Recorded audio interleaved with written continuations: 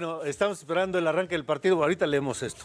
Está con nosotros la directora de la Red de Bancos de Alimentos de México, María Teresa García Plata, a quien le damos la bienvenida primero. Gracias. Muchas gracias, es un honor estar esta mañana con usted. En pleno partido, ¿eh? En pleno Exactamente, partido. la emoción Sí. que- Pero aquí estamos con el minuto a minuto, así que no te preocupes. Perfecto, sí.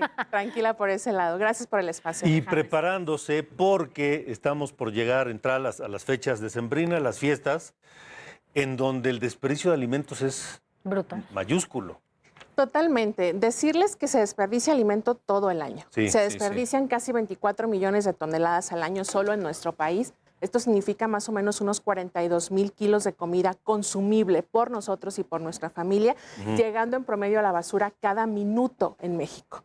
Esto generando un impacto Estamos hablando de todo el económico, país. social y medioambiental. Así es en todo el país y a lo largo de toda la cadena de valor. Lo mismo en el campo mexicano que en las demás etapas, pero en la parte final, el hogar, ahí se desperdicia una cantidad importante. Desperdiciamos como mexicanos más de 120 kilos de comida en el año. Y estas fechas, como bien dices, Alejandro, agudizan el problema del desperdicio porque no tenemos buenas prácticas y no somos capaces de planear. Pero al mismo tiempo que tiramos 24 millones de toneladas de comida, hay 29 millones de mexicanos en carencia alimentaria. Por eso los banqueros de alimentos nos dedicamos a puentear. Que no se tire, que se aproveche y se entregue a quien ¿Y lo cómo necesita. llegar a eso? ¿Cómo ¿Cómo? aprovecharlo? Claro. ¿Cómo lo hacen? Operamos una cadena de 53 bancos de alimentos que hoy brindan asistencia alimentaria a casi 2 millones de personas vulnerables. Lo que hacemos es hacer convenios, establecemos convenios con empresas de la iniciativa privada para estar recurrentemente recogiendo excedentes. Lo mismo vamos al campo mexicano que a empresas de la industria, hoteles, restaurantes. Rescatamos de toda la cadena de valor porque en todas existe una oportunidad. Tenemos un sistema alimentario deficiente, que no es resiliente, que no es sostenible y que no está pensado precisamente en que debemos darle a ese plato de comida, a esa taza de café, el valor que tiene. Cada comida, cada alimento ya tiene un impacto, ya requirió de recurso, de talento, ya generó emisiones de gases de efecto invernadero. Por eso lo importante es sensibilizar. Ahora que viene diciembre y que vienen las fiestas, tomemos medidas diferentes para minimizar el desperdicio de alimentos. ¿A cuánta gente se podría alimentar en México con todo ese alimento que se desperdicia? Con 3/4 partes de lo que se desperdicia, tendríamos suficiente para que no existiera el hambre en México. Hoy existen casi 29 millones de personas en carencia, de acuerdo a cifras oficiales del Coneval, pero tenemos comida de más. El tema es que no llega a todos, no todos tienen ese acceso. A ver, pero estamos hablando de comida que estuvo a punto de consumirse, que se cocinó, que se preparó y al Que dejas final, en el plato, ¿no? al final se desperdicia, Es uno de los tipos. o de comida que se echa a perder.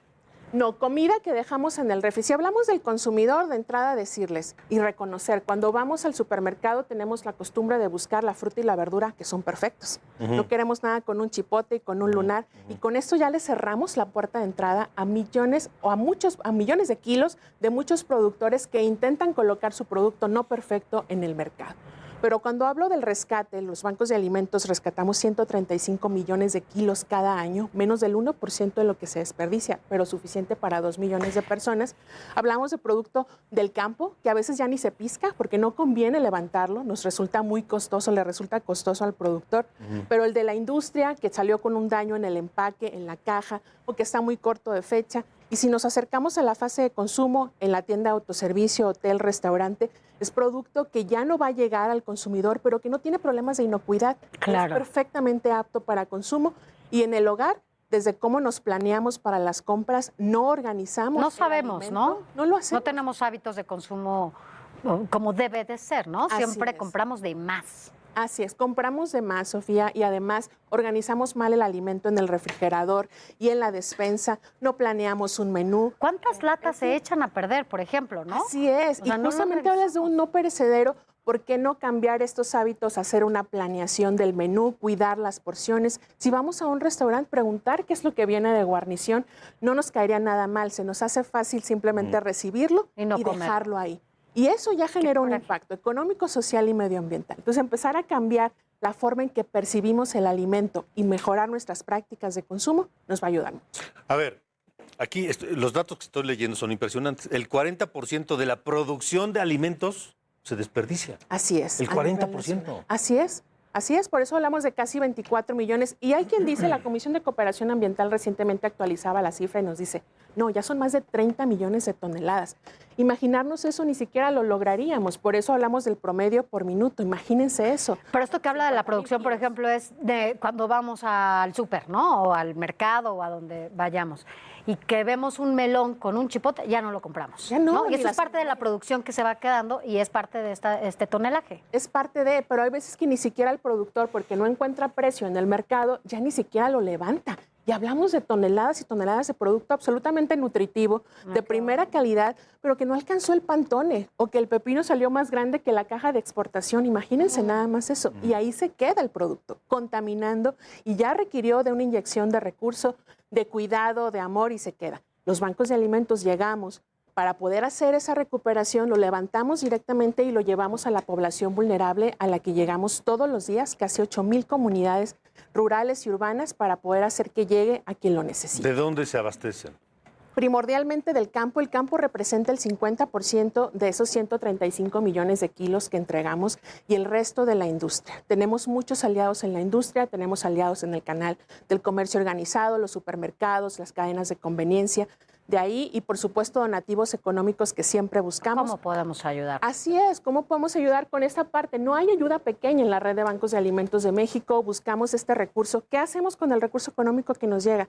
Pagar los fletes, rescatar más alimento, que llegue la papaya que se rescata en Chiapas a la mayor cantidad de estados posibles, ¿no? A eso nos dedicamos los banqueros de alimentos. Ahora, ¿alcanza lo que ustedes pueden recolectar para distribuir? ¿Alcanza? No es suficiente, Alejandro. ¿Por qué? Porque estamos ayudando a casi 2 millones de personas, pero sabemos que hay 29. Estamos rescatando 135,000 toneladas, pero sabemos que se tiran casi 24 millones de toneladas. Y somos una red de 30 años de experiencia. O sea, hay muchísimo por hacer. Todo por hacer. Por eso espacios como este, ¿Y no hay voceros como alianzas ustedes con nos gobiernos, alguien que les Sí. ayude, por ejemplo, a esto? Que de cajón tendrían, ¿no? Que estar haciendo algo Claro, así, claro. por ejemplo, los gobiernos. Pero se habla muy poco de esto. Aquí lo que tendríamos que hacer es ubicar, por un lado, el derecho a la alimentación al centro. Y todos los demás sectores estar colaborando a esto, porque hace sentido, comida hay, no tendría por qué haber hambre en México. Y existe, ¿no? María Teresa, dinos cómo en casa podemos reducir el desperdicio de Claro. alimentos. De entrada, tenemos que planear nuestras compras. Y se acercan las fechas donde el consumismo nos invade y llega el aguinaldo. Planeemos las compras, ubiquemos las porciones. Si vamos a tener reuniones o para la cena en sí de los días festivos, hagamos una planeación de porciones, número de personas, con esto evitando comprar de más. Ya que compramos, organicemos la comida de acuerdo a los primeros que expiran, son los primeros que salen. Y no hay pretexto.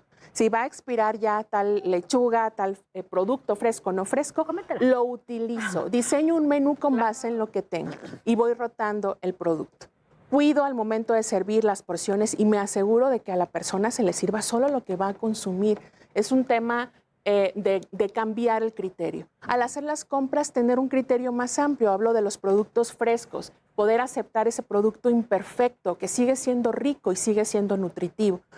Y si me sobró comida, compartirla. Si ya no la voy a consumir, que puedo hacer un menú del sobrante, esa es una práctica muy saludable, el recalentado, pero del recalentado todavía me sobró, puedo hacer más. Compartamos la comida. Creo que podemos llegar con ese alimento para hacer un obsequio, para hacer una entrega a manera de que beneficie a quien lo necesita. Básicamente son esas prácticas, son sencillas, pero a partir de ahora démosle a ese plato de comida en la mesa, a ese vaso con la bebida que tengamos un valor diferente. Claro. Después de visitar la casa de un cafeticultor en Puebla, no se vuelve a ver una taza de café igual. No dejamos ni una gota por el trabajo que cuesta tener el alimento que damos por sentado. Serían las recomendaciones. Y acérquense a bancos de alimentos, si me permiten. ¿Es la hacer- Sí, página? por favor.